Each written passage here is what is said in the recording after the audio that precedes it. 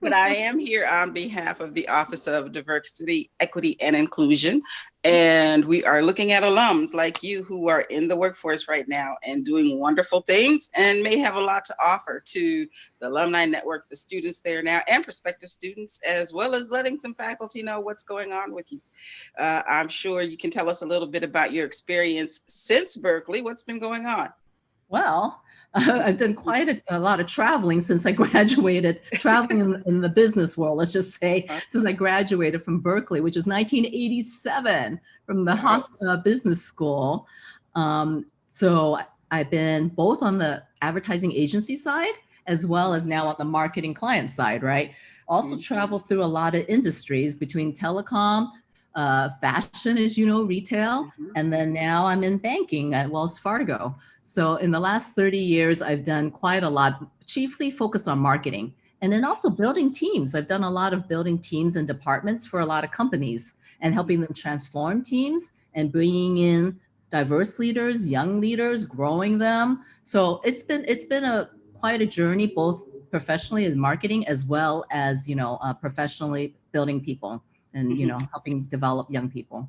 So that's incredible. You do have quite an illustrious career. Some of the top name businesses that people are definitely familiar with.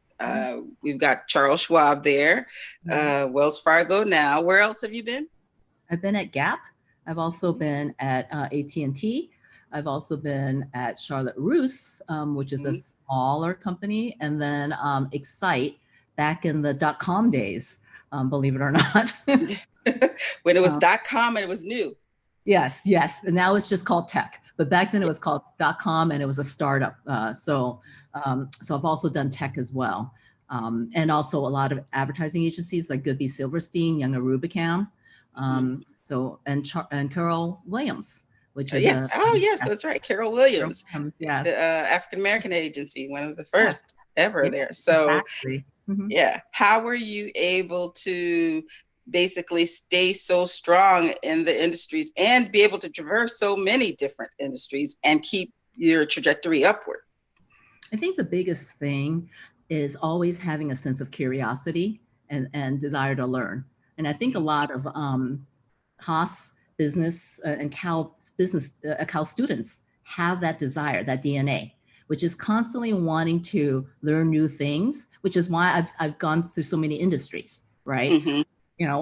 Like, as you know, you were at Schwab with me. We did financial together. And after I stayed at Schwab for 8 years, I was like, I don't want to just learn financial. I want to try something different. And fashion industry is the opposite of financial, right? Yeah. And so I was like, why not try that, right? So it's all the different changes in the journeys and the growth has come from a sense of curiosity and always staying curious and always wanting to learn new things and never settling, right? That's one of the first things, when I hire folks is like, hey, do they have that sense of curiosity? Do they want to constantly learn? Do they constantly want to evolve? Do they constantly want to do pivots, right? And so that's kind of why I've kind of traveled so many different industries as well as companies, is that every single time, I've done something, I've always had the hunger to learn something new, to tackle something, to grow in a different way, So are there some specific things you did each time you made a transition?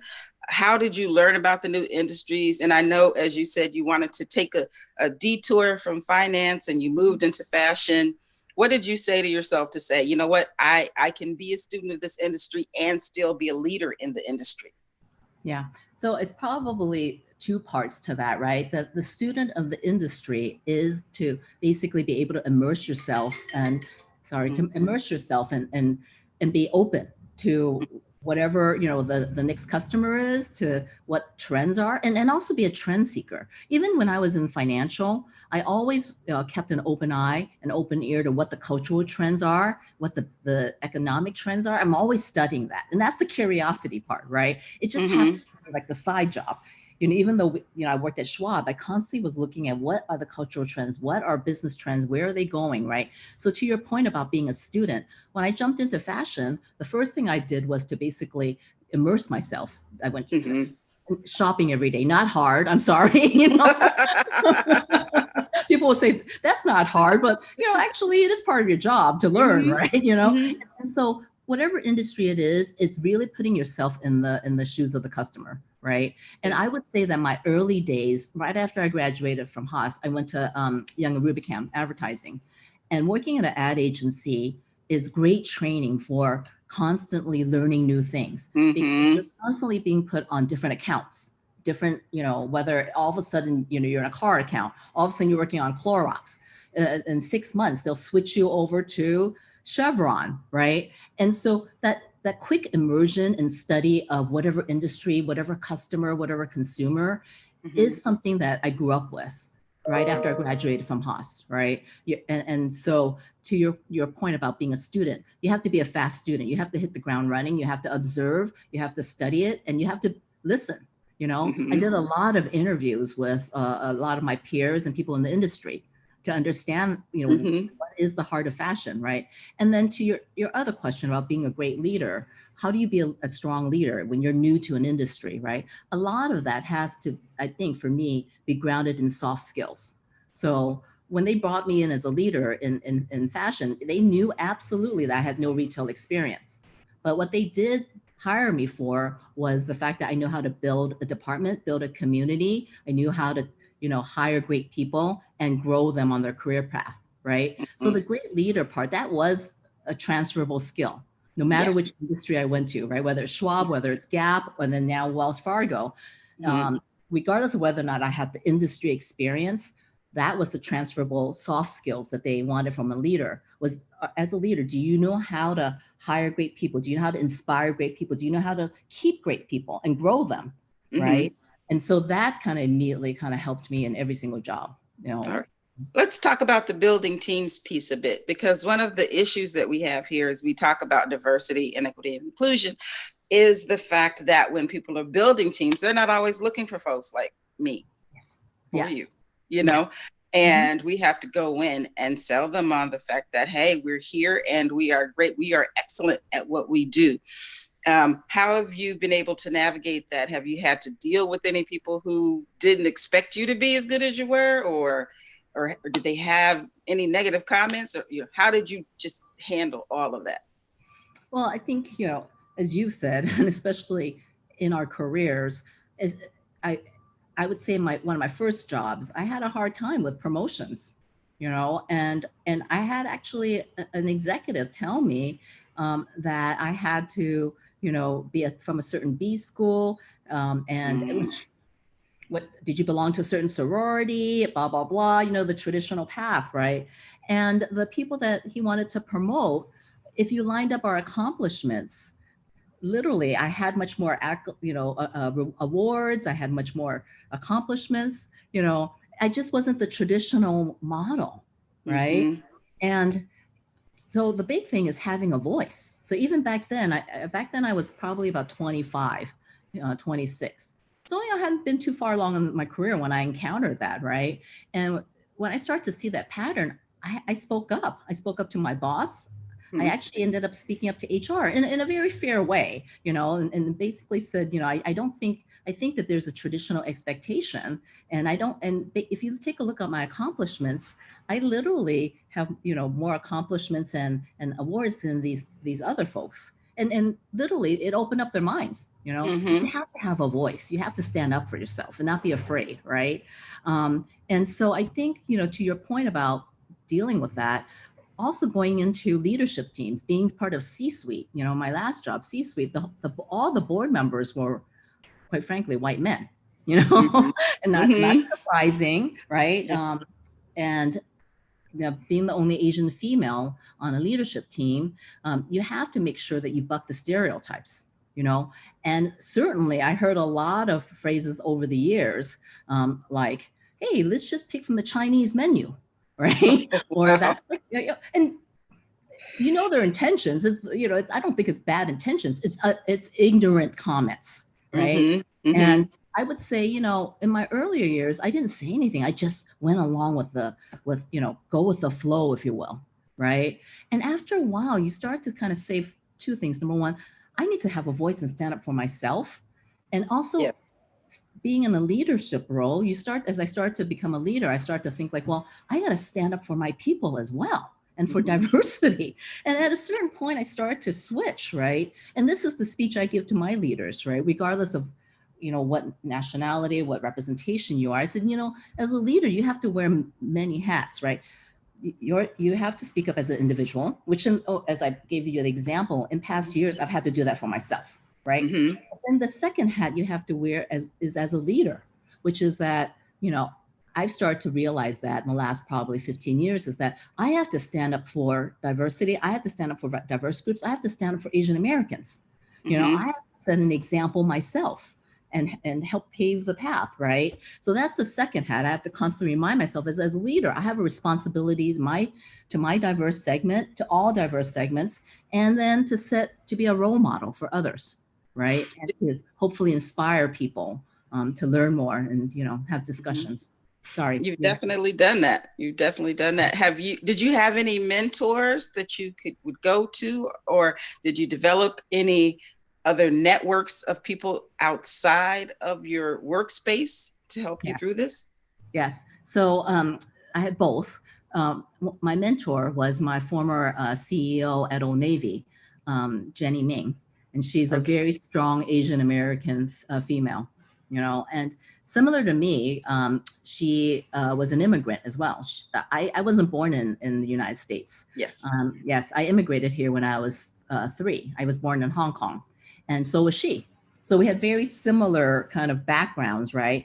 And she obviously ultimately became the president of Old Navy and was my CEO for about 6 months. And I actually got to know her really well. And she became my mentor in terms of and role model in terms of how do you navigate corporate America when you're the only Asian female in a leadership role? How do you navigate a boardroom when you're literally the only person of color in there and get your point of view across, right? And so she was my mentor. And then she also started to invite me to a lot of Asian American professional networks, of a lot of the professionals in international world, where we used to get together and have a lot of networking events. What do we do for the community? What do we learn, in the business world? So I had a vast network that I met through her. Okay. Well, that's incredible because it is so imperative that we make sure and build and expand our networks, because without that, you really do feel like you're just out there, a fish, out of water, flailing. Yes. And then also for us, this generation to pay it forward, right? That's one of the things that, like you said, meet one, teach one, right? So I was lucky enough to have Jenny as my mentor. So that's one of the first things I, did when I joined Gap many years ago, was to start, joining mentorship programs so that I can mentor, next generation or anybody else who wanted, opportunity to kind of understand how do you navigate the corporate world as a person of color? How do I start to kind of, broaden the network and have more people want to be in marketing, So, the network is really critical, like to your point, Have you ever had the experience where you felt like your values, the company wasn't necessarily reflecting your values and your standards, and how did you address that? Yes, I was, I think when I was younger at the phone company, actually. Okay. And I think a lot of that was, and I was still very young when I started at the phone company, which is a very conservative utility company, right? It's a huge company, right? And, obviously, I think one of the things I learned was, a big company, their values were very focused on the bottom line, right? And less about the people, right? And being a young leader, your role model is really upper management and your manager, right? And so the values, what they exhibited, and of course, nobody was a person of color. What they exhibited was definitely more corporate America, like one path, and it's always this way. You climb the ladder, you have to be a certain stature, as I mentioned before, go to certain schools, be of certain clubs, right? Be a certain nationality, et cetera, right? And I think, my values were more about who a person was and whether or not, are they a good base? Do they represent diverse opinions? And definitely corporate America at that time was that you followed one model and you marched that way. They didn't want diverse opinions, right? Yes. They Yes. wanted you to follow this way, say certain things, right? And it was especially hard, especially in your 20s. You wanted, you were taught to conform back in Yes. those days in corporate America, right? So when you say that your values weren't, my values weren't aligned, here I am entering the corporate America where you have to act a certain way, speak a certain way. I came from Berkeley, Cal, as you know, Mm-hmm. where political opinions and diverse opinions and people of color were very much embraced and very much a part of the demographic at Cal, right? Mm-hmm. And so it was such a contrast. That's kind of the college I grew up in, to go into the corporate world and see this kind of structure. You have to be this, this way. Mm-hmm. I struggled a lot with that, Mia, I get it. right? And I mean, I'm sure you yourself have experienced that through my 20s, I started to find it, as I told you earlier, when you start to have some negative experience, you start to find the courage to find your voice, to build Yes. your identity, to say, maybe that's not right for me. Maybe I don't need to be that. Maybe I can kind of broaden that and help others broaden it to maybe a square today, Yeah. you Yeah, know? exactly. Circle tomorrow, square today, whatever, whatever needs Exactly, to right? be, right? Whatever needs to be. Maybe they can, broaden the borders a little, right? And then obviously, as you got to be, a manager than a leader, you had more of a chance to influence, at least broader influence, Mm-hmm. and affect things more, right? Including the way you build your team, including, the culture you decide to build for your department, right? Mm-hmm. And that was really the turning point for me, was when I started to work for companies where I was at a certain point where I could start to influence, the kind of people we could bring in, the makeup of the group, how you decide to build your culture, and how you solicit opinions of people in your group. You can start to build a culture within your department, even in a vast company, Definitely. Now, you mentioned something there where you were talking specifically about Cal and what you got from the university and how that really helped you be bold and be Yeah. fierce about who you were. Tell us a little bit more about your experience there. Oh my gosh. My Cal years were some of my best years ever, Mia, and I really mean that. I swear. I look at my Cal years with such happiness, right? Because really, when I got to Cal, I was so surprised by how integrated all the people of color were, right? You know, you go from, hanging out at Donnell Hall to going to classes, people mixed easily. There wasn't racial tension between the groups. And it was so amazing for me to see that, Mm-hmm. and people at Cal, and the reputation, same as Stanford, people go there to have a voice, to make a difference. They are taught to, if you have a platform, go ahead and go to Sproul Hall and, make your Yes. voice heard, right? I went to Cal during the days, and this will definitely date me. I went during the apartheid demonstration days. Mm-hmm. Mm-hmm. So you remember that. And so we had demonstrations every week. It's kind of, ironic that you look now 30 years later, and the racial protests and all, Yes. right? Uh-huh. It's, Coming back around. exactly, right? But that was kind of like everyday life at Cal. You will walk through the campus, and everybody, had a platform and free speech and have a point of view. They encourage you in class to speak up and have a point of view, even if it's contradictory. They Mm-hmm. encourage that kind of debate, right? And I never had that before. That was the first environment where I wasn't taught, hey, be a certain way. Obviously coming from, very traditional Chinese culture, it was definitely very much conform and don't make waves, don't make trouble. When I got to Berkeley, it was opposite. It was make good trouble, as Mm-hmm. John Lewis would Yes. say. Uh-huh. Have make good trouble. And I was like, oh, how refreshing is this? It completely changed me, Mia. Mm-hmm. My outlook on life, the fact that I saw people with the courage to speak up, and I just, so that was one of my biggest lessons and pivot points, I think, in my life, was going to Berkeley, right? And that's incredible. That's a good point to end on with us here Yes. this afternoon. Anything else you want to share with some of the current students or prospective students who are interested in Cal right now? Well, I think the big thing is that, and people say this a lot, but I really do mean it, that they are our future. They are the ones that are gonna, help shape the world for us, right? And their voice matters, and we see it every day, right? And when we watch the media, when we watch, the young generation that are arranging the demonstrations, the peaceful protests, they are the ones that are making the difference, right? So I think that my message to future Cal students or people that want to go to Cal is go get them. Roll on, you bears, right? You're gonna make the difference for us. So. Yes. All righty. Well, that is a great way to end this. Thank you so much for joining me today. And I will be in touch, and I can't wait to see what you do next. Thanks, Mia. Thanks for taking the time. Okay.